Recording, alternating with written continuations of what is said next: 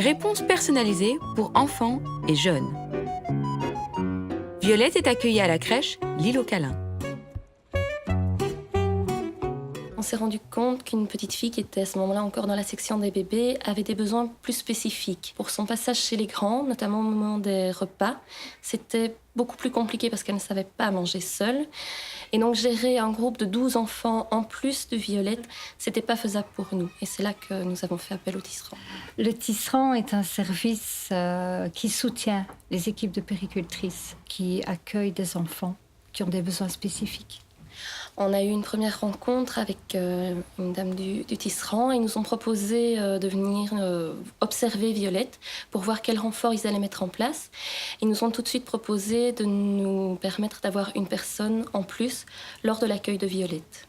Comme ça nous permet de gérer mieux Violette, d'être plus auprès d'elle et d'avoir un bon encadrement pour les autres enfants. Les renforts sont vraiment gratuits puisque la WIP finance tout le service et on travaille en très étroite collaboration avec l'ONE.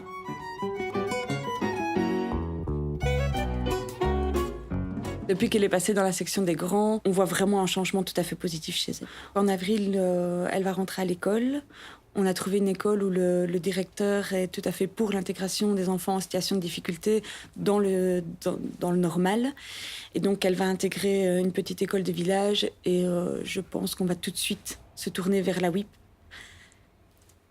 C'est qu'elle reste notre petite fille extraordinaire et je trouve que savoir qu'il y a des gens qui s'en sont rendus compte et savoir qu'il y a une équipe de puéricultrices et un projet qui sont mis de notre côté en disant « mais oui, cet enfant extraordinaire, on va la pousser et on va y mettre tous les moyens qu'on peut », c'est vraiment super réconfortant pour les parents.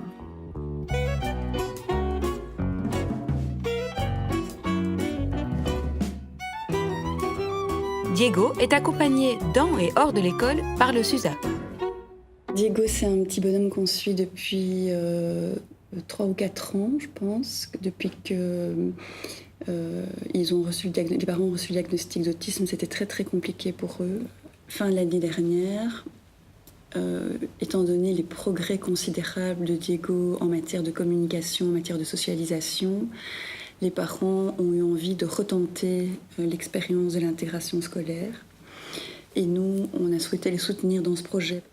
Quand on nous a donné le diagnostic, ce qu'on nous a dit, c'est que Diego ne parlera peut-être jamais, ou partiellement. Et Diego, il parle aujourd'hui. On intervient pour les enfants à la demande des familles. Donc il faut que ce soit les familles qui prennent contact avec nous. C'est vraiment aider à mieux comprendre les enfants concernés, à mieux cerner comment ils fonctionnent et à trouver des outils qui soient les plus adaptés à cet enfant-là, à cette famille-là ou à ce milieu-là, cette école-là. Pour nous, c'est important de mettre Diego dans l'enseignement ordinaire pour qu'il puisse se retrouver aussi dans un milieu ordinaire et pour qu'ils puissent limiter ce milieu ordinaire et pour qu'ils puissent apprendre des autres enfants comment interagir.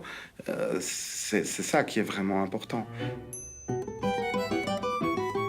L'annonce du diagnostic est une étape difficile. Dès la grossesse, les services d'aide précoce peuvent vous accompagner pour organiser le projet de vie de votre enfant. Retrouvez également des conseils sur www.plateformeannoncehandicap.be.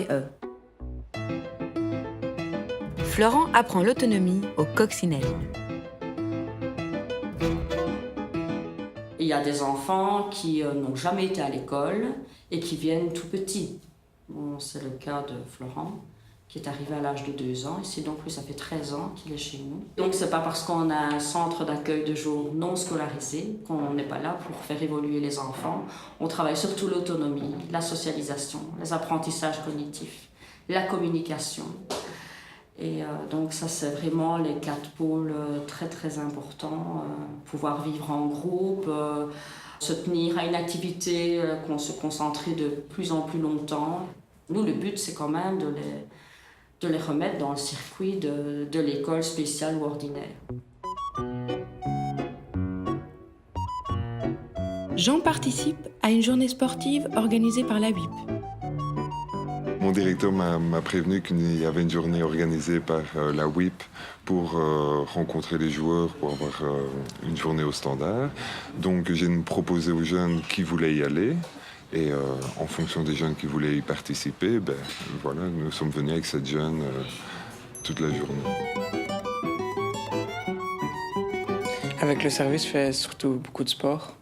L'Institut m'a prévenu qu'il y aurait une journée au standard et j'ai accepté. Donc voilà.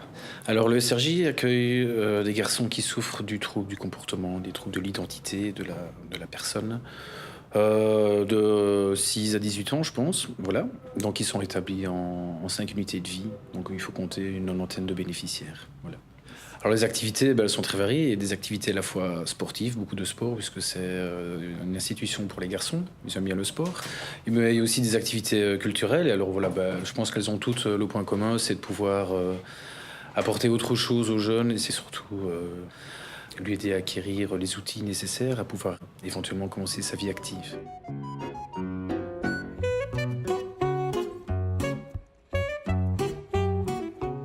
D'autres solutions pour soutenir votre enfant ou votre adolescent ? Parce que chacun est différent, la WIP et ses partenaires vous aident à trouver des réponses personnalisées. Prenez contact au 0816 061 ou retrouvez le bureau de la WIP le plus proche sur www.awip.be. La WIP, avec vous, selon vos besoins.